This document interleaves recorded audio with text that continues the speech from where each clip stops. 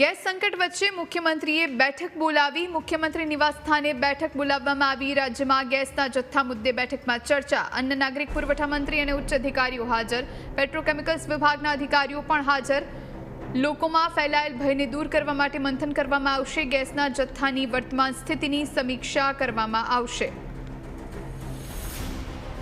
તો સીએમ ભૂપેન્દ્ર પટેલે બેઠકનું આયોજન કર્યું છે। ગેસ સંકટ વચ્ચે મુખ્યમંત્રીએ બેઠક બોલાવી છે। એક તરફ લોકો ગેસના બાટલા માટે પડાપડી કરી રહ્યા છે, ધર્મના ધક્કા ખાઈ રહ્યા છે અને પેનિકમાં આવી ગયા હોય એવું જોવા મળી રહ્યું છે। અને બીજી તરફ સીએમ સતત કહી રહ્યા છે કે ચિંતા કરવાની જરૂર નથી।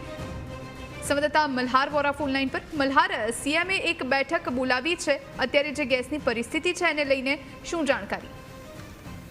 ચોક્કસ ગુજરાત રાજ્યના મુખ્યમંત્રીએ જે છે તેમના નિવાસ સ્થાને ઉચ્ચ સ્તરીય બેઠક જે છે તે બોલાવી છે। મળતી માહિતી અનુસાર રાજ્યમાં જે રીતે અત્યારે ગેસને લઈને ગેસ એજન્સીઓ ઉપર લોકોની જે લાંબી કતાર જોવા મળી રહી છે તેને લઈને હવે રાજ્ય સરકારે જે છે તે બેઠક કરવાનું નક્કી કર્યું છે। કારણ કે રાજ્યના મુખ્યમંત્રીએ પણ સ્પષ્ટતા કરી છે કે રાજ્યમાં પૂરતી માત્રામાં ગેસનો જથ્થો ઉપલબ્ધ છે, તેમ છતાં પણ લોકોની અંદર એક પેનિક જે છે તે જોવા મળી રહ્યું છે અને પેનિક થકી જે છે તે લોકો જે છે તે લાંબી કતાર લગાવીને ગેસનું સંગ્રહખોરી કરી રહ્યા છે, જેને લઈને મુખ્યમંત્રીએ તેમના નિવાસસ્થાને પુરવઠા વિભાગના મંત્રી અધિકારીઓ સાથે જે છે તે બેઠક બોલાવી છે। આ બેઠકની અંદર મુખ્યમંત્રીના સલાહકાર સહિત રાજ્યના ચીફ સેક્રેટરી જે છે તેઓ બેઠકની અંદર ઉપસ્થિત રહેશે। તદુપરાંત આ બેઠકની અંદર જે છે તે રાજ્ય સરકારના પેટ્રોકેમિકલ્સ વિભાગના પણ અધિકારીઓ જે છે તે ઉપસ્થિત રહેશે અને સમગ્ર મામલે જે છે તે મુખ્યમંત્રીને જાણકારી જે છે તે આપવામાં આવશે। ખાસ કરીને રાજ્યમાં પૂરતા પ્રમાણમાં ગેસનો જથ્થો હોવાનું મુખ્યમંત્રી સહિત અન્ય મંત્રીઓ પણ જે છે તે મીડિયા સમક્ષ નિવેદન આપી ચૂક્યા છે। તે વચ્ચે પણ